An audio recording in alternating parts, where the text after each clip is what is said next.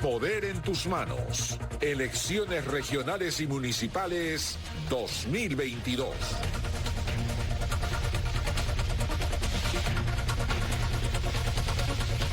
En 10 días vamos a acudir a las urnas para votar, ejercer nuestro derecho al voto y nuestra obligación también como ciudadanos. Y por supuesto aquí intentamos darles todas las herramientas para que ustedes hagan una buena elección.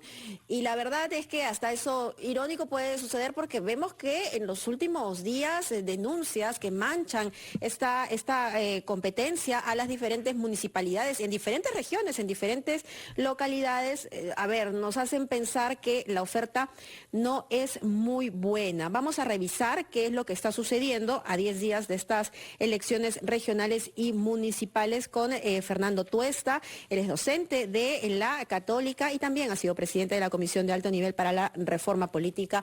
Siempre acudimos a él porque es experto en temas electorales. ¿Cómo está, Fernando? Muy buenos días. ¿Qué tal, Mabel? Fernando, ¿cómo estás? Buenos días, señor Tuesta. A ver, hay una sensación en la población de no estar muy satisfecha y nuevamente tener que escoger al mal menor. Es difícil con los mismos partidos y las mismas reglas que salga algo distinto. Y cuando digo esto, la relación también entre partidos y candidatos. Esta en realidad es una competencia de individuos bajo ropaje partidario, porque además van brincando de una camiseta a otra, ¿no? Y en el camino vamos encontrando esto que es más o menos ya recurrente en las últimas elecciones, ¿no?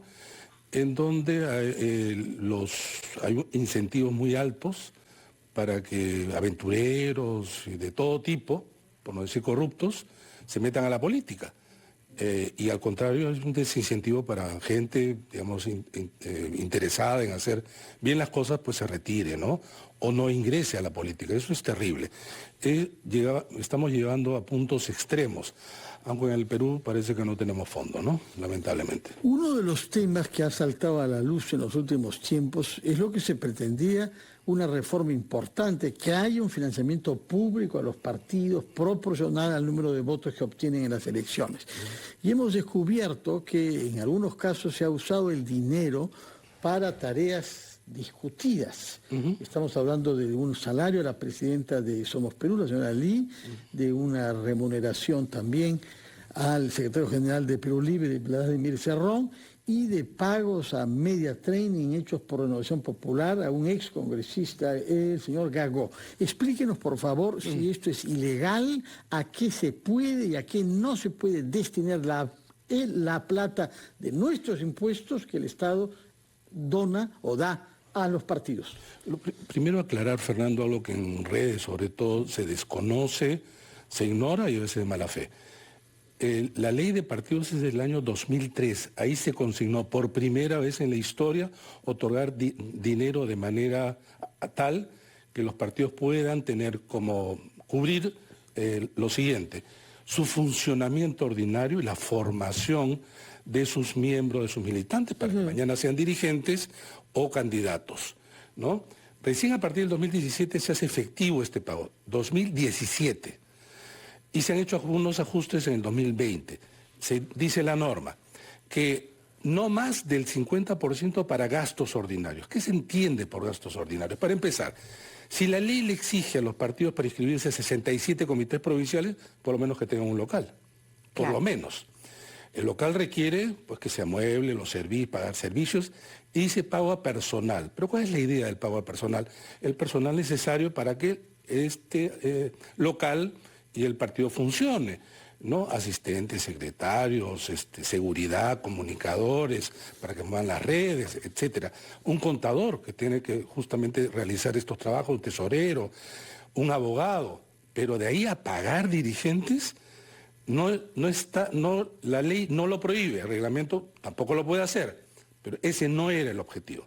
En segundo lugar, dice al menos el 50% para formación, investigación, capacitación y difusión del partido.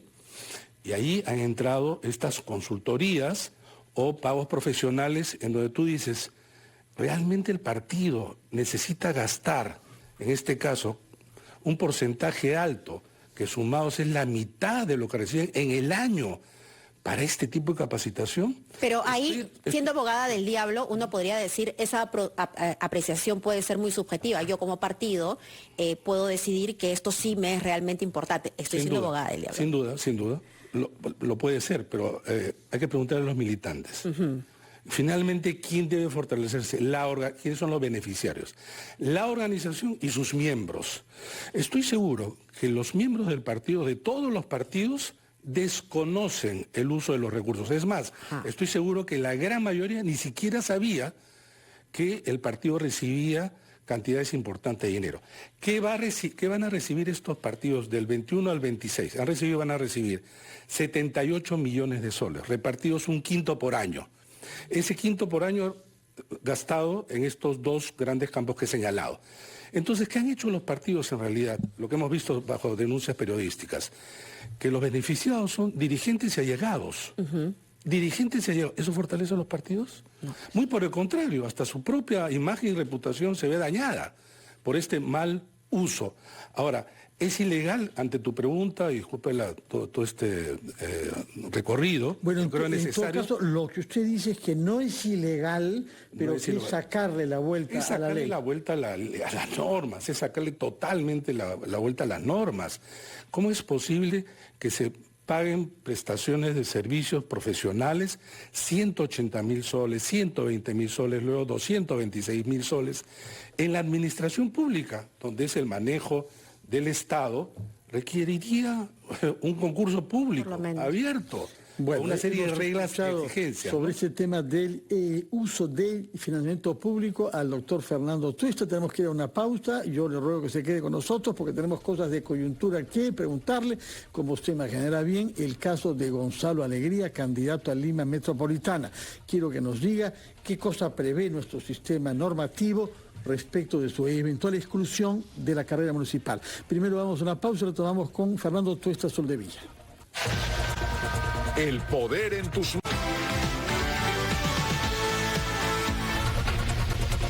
A las 9:05 estamos conversando con el doctor Fernando Tuesta Soldevilla, profesor de la Universidad Católica y uno de los principales especialistas de nuestro país en materia electoral.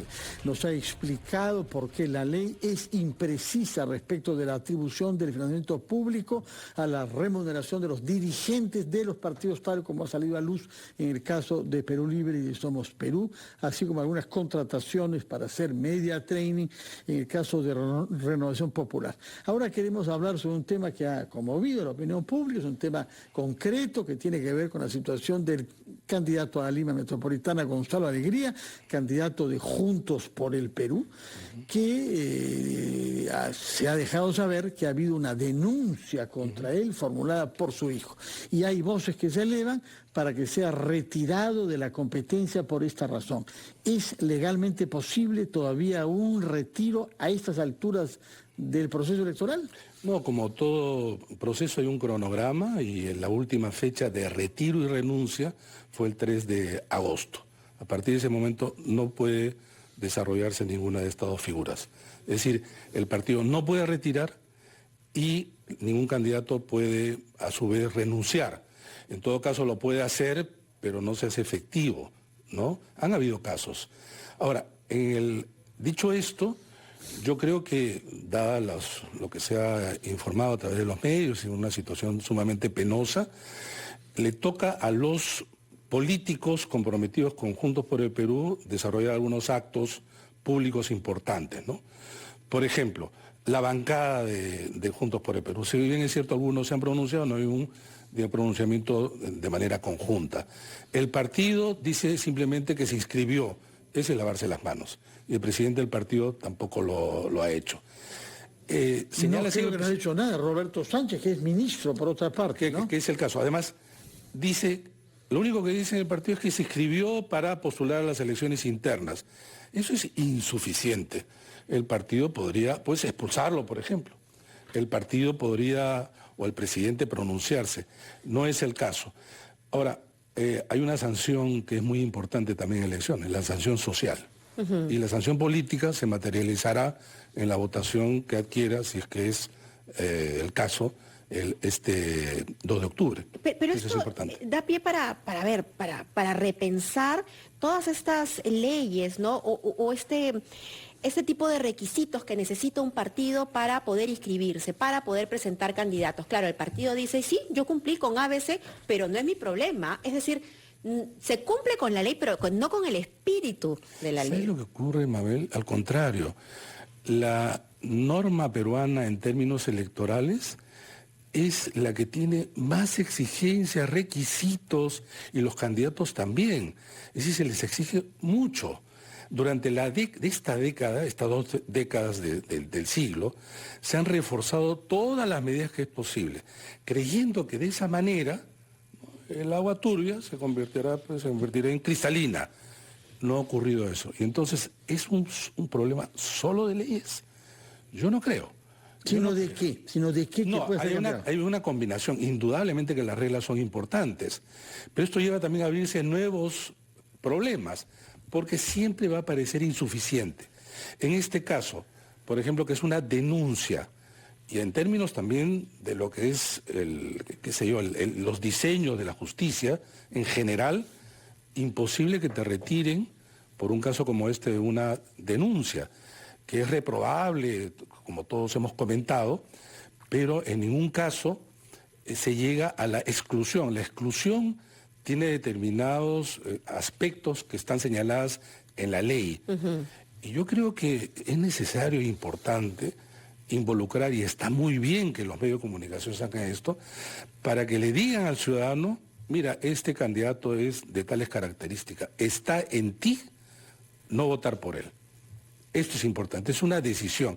Al contrario, repito, nuestro marco normativo es uno de los más exigentes de la región. Incluso ocurre que a partir de esta reglamentación se excluye por cosas que en otros países ni existen. Sí. Como por no inscribir el auto, por ejemplo, ¿no? Que fue lo que pasó con un candidato. Todo el tema de hoja de vida en otros países no existe lo de hoja de vida, ¿no? Y entonces se quiere, y además tan mal vistos los partidos y efectivamente tan desprestigiados por sus propios actos, que la gente quisiera que todos se retiren. Y una vez que son los representantes a quienes hemos votado, queremos que lo saquen. Señor Tuesta, veamos las cosas desde un punto de vista positivo, después de haber constatado todos estos males de nuestro sistema electoral. Usted ha dicho que hay que proceder a ciertos cambios en las reglas electorales para evitar que las mismas reglas nos lleven a la misma situación en la que nos hemos visto el año pasado. ¿Cuáles de esas reglas? ¿Cuáles de esas reglas deben ser cambiadas ya ante la eventualidad de que pueda haber una vacancia o un adelanto de elecciones y tengamos elecciones antes de lo previsto el año 26? No, pero para empezar hay algo. Ninguna regla, un conjunto de reglas cambia inmediatamente, digamos, un sistema político, ¿no? Eso requiere que esto se asiente. Lamentablemente es así. Estamos tan hundidos en los niveles de calidad de la democracia y de nuestros partidos que nadie lo arregla, repito, con una medida.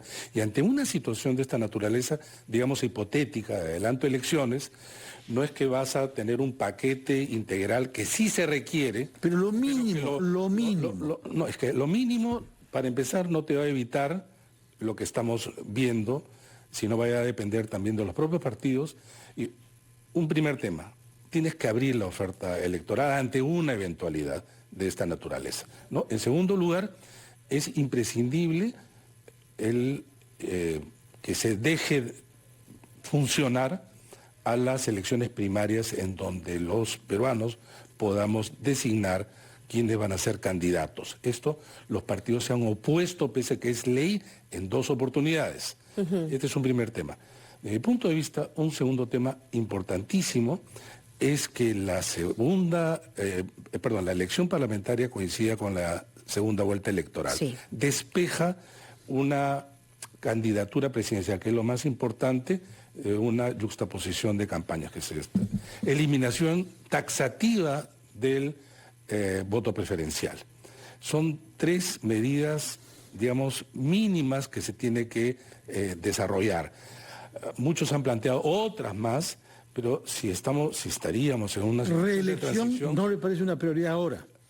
En este momento no. La reelección parlamentaria, yo estoy de acuerdo en general con las reelecciones, siempre lo he escrito, salvo la presidencia de la República, en general.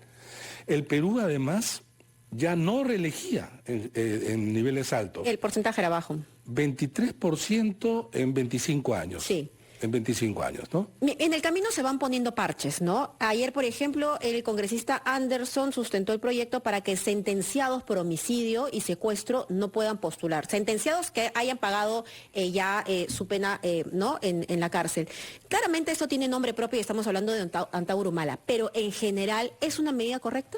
Mira, nuestro país ya cambió la Constitución para impedir a sentenciados en primera instancia, o sea, no sentencia firme, se les impida postular.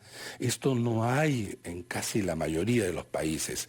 Hemos sido sumamente rigurosos, pero si hay esto, es lo que tú señalas, yo creo que completa, digamos, una medida que nos salva de personajes como aquel y otros más, que además uno se pregunta, se han sentenciado por terrorismo, casos como esto, imagínate que son de una gravedad mayor que aquellos que, digamos, están siendo impedidos de competir por sentencias en primera instancia. Fernando Tuesta, muchas gracias por su presencia. Concluimos entonces de que las reglas pueden ayudar a preservarnos de algunos elementos negativos en la política, pero que no es la solución, que lo que es indispensable es consolidar la formación de los partidos y movilizar a nuestros mejores compatriotas para que asuman sus responsabilidades políticas. ¿Sí le comprendió bien? Sí, así es. Muchas gracias, doctor Tuesta, que tengan muy buenos días. Buenos días a usted. Bueno, nosotros vamos a ir a una pausa y regresamos a ampliación de noticias.